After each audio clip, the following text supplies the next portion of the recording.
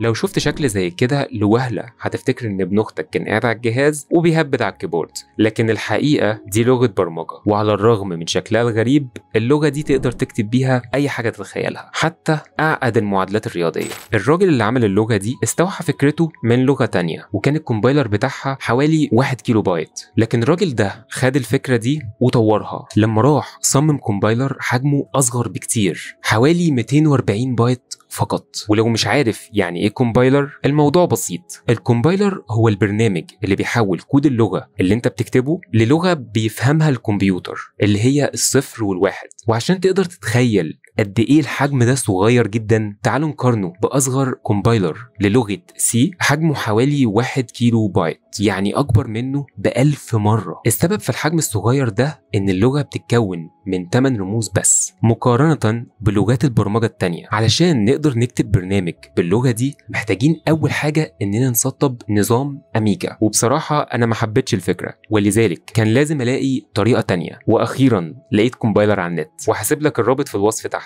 عشان لو حبيت تجربه. تعالوا بقى نعرف ازاي نقدر نستخدم اللغة دي والرموز بتاعتها معناها ايه. اللغة دي بتتكون من مصفوفة بتتكون من 30,000 خلية، وكل خلية بتبدأ بقيمة صفر. عندك كمان مؤشر بيتحرك بين الخلايا دي لمين وشمال، وتقدر تتحكم في قيمة الخلية اللي المؤشر واقف عليها وتزودها أو تنقصها عن طريق رموز زي الزائد والناقص. كمان اللغة دي بتدعم اللوبس، وعشان تفهم أكتر ده شكل الوايل لوب لو حولنا لغة برين للغة تانية زي جافا سكريبت. ومش هتلاقي فيها حاجات متقدمة زي الدوال أو الكلاسات اللي موجودة في لغات البرمجة التانية. تعالوا نخش على ازاي نقدر نبني برنامج بلغة برين. أولا أنا استخدمت الأداة دي وهسيب لكم رابط ليها في الوصف تحت، علشان تحول قيمة الحرف للديسيمال من الاسكي. وبنعمل كده علشان الكمبيوتر زي ما قلنا مش بيفهم غير الأرقام، يعني كل الحروف اللي انت بتكتبها التطبيق بيقوم محولها لأرقام، ومفيش حرف رقمه زي التاني، وبكده الكمبيوتر يقدر يفهمها ويتعامل معاها. تعالوا نعمل بقى برنامج بيطبع كلمة على الشاشة. هنروح على الكومبايلر وجهزت كل أرقام الحروف لكلمة كودكس لاين، وأول حرف معانا رقمه 99، يبقى هزود قيمة الخلية لحد ما توصل ل 99. عندك طريقتين، يا إما تكتب علامة الزائد دي 99 مرة أو تستخدم اللوب، ورمز النقطة اللي في الآخر دي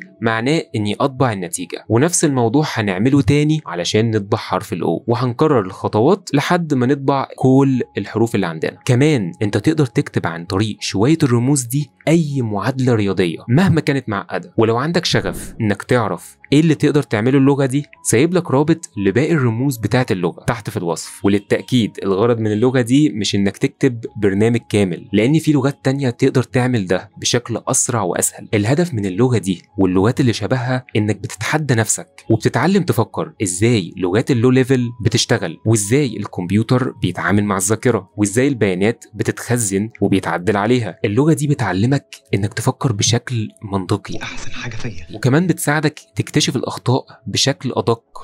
هي دي مشكله.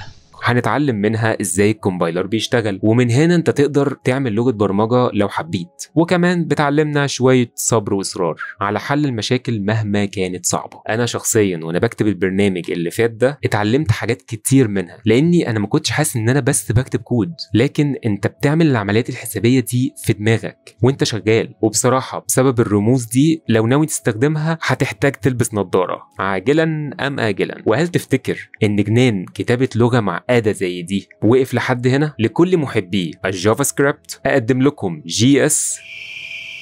مش عارف مين اللي بيقترح عليهم الاسامي دي، تحس ان هو نفس الشخص. هتغلط هنغلط يابا، مش عايز غلط بالصلاة على النبي. المهم اللغة دي تعتبر برضو نفس فكرة لغة برين، ولكن هي بتشتغل في البراوزر على طول زي الجافا سكريبت العادية. هم بس غيروا السنتكس بتاع اللغة وخلوه رموز. ولو عايزيني اعمل حكاية عن اللغة دي عرفوني في الكومنتات. ولحد هنا خلصت حكاية النهاردة، ولكن حكايتنا لسه مكملة، واشوفكم في الحكاية اللي جاية على كودكس لاين، والسلام عليكم.